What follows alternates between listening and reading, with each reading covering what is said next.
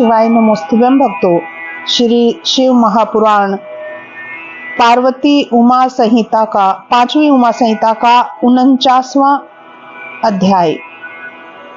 शीर्षक है पार्वती अवतार विवेचन। मुनि बोले, हे संपूर्ण अर्थों के ज्ञाता सूत जी, अब आप मुझे भुवनेश्वरी माता पार्वती के उस अवतार को सुनाइए जिससे कि सरस्वती उत्पन्न हुई है।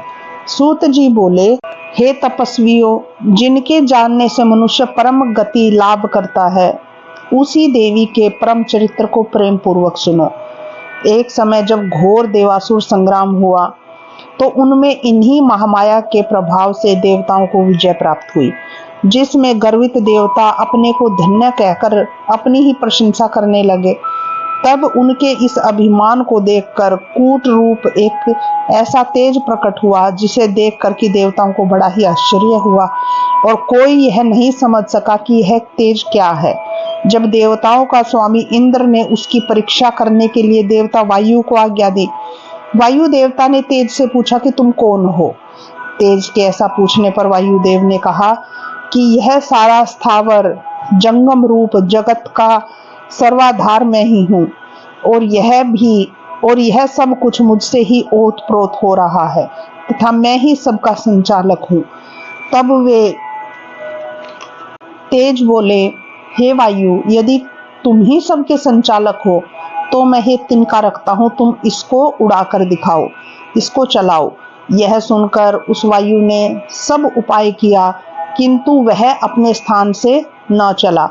फिर तो उसे बड़ी लज्जा आई। वह मौन होकर इंद्र की सभा में जा अपने तिरस्कार का समाचार कहा। फिर इंद्र उस तेज के पास आए। इंद्र को आता देखकर वह अत्यंत दुस्सह तेज शीघ्र ही अंतर्ध्यान हो गया। इंद्र को आश्चर्य हुआ। उन्होंने कहा, जिसका ऐसा चरित्र है मैं उनकी शरण में जाता हूँ। ऐसा वह बारंबार विचार करने लगे। यह देखकर उसके अभिमान को दूर करने के लिए नीवरयाज करुणामयी श्री पार्वती जी शीघ्र ही वहां आ गई।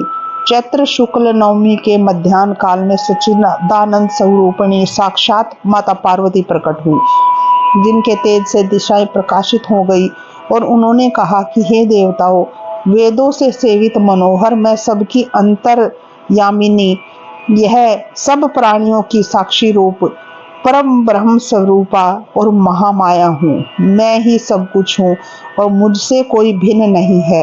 मैं कभी स्त्री होती हूँ तो कभी पुरुष और कभी एक साथ दोनों आकार युक्त होती हूँ तथा इसी प्रकार सब आकारों वाली महेश्वरी हूँ।